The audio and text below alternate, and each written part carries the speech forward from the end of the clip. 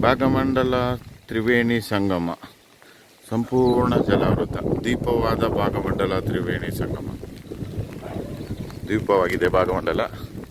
ನೋಡಿ, ದೇವಸ್ಥಾನದ ಒಂದು ಮೆಟ್ಲಿನವರೆಗೂ ನೀರಿದೆ.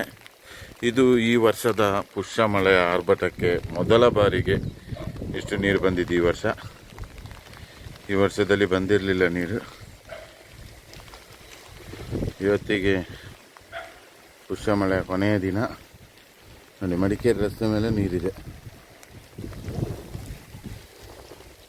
ಎಲ್ಲ ಸೈಡಿಂದ ರಸ್ತೆಯನ್ನು ಕ್ಲೋಸ್ ಮಾಡಿದ್ದಾರೆ. ಎಲ್ಲಿ ಓಡಾಡಲಿಕ್ಕೂ ಫ್ಲೈಓವರ್ನ ಬಳಕೆ.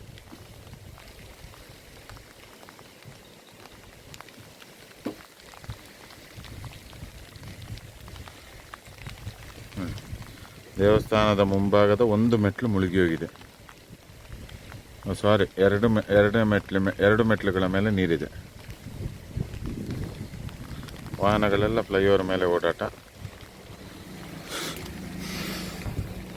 ಸಾಲುಗಟ್ಟಿ ನಿಂತ ಬಸ್ಸುಗಳು. ಭಾಗಮಂಡಲ ತ್ರಿವೇಣಿ ಸಂಗಮ ಸಂಪೂರ್ಣ ದ್ವೀಪವಾಗಿ ಹೋಗಿದೆ.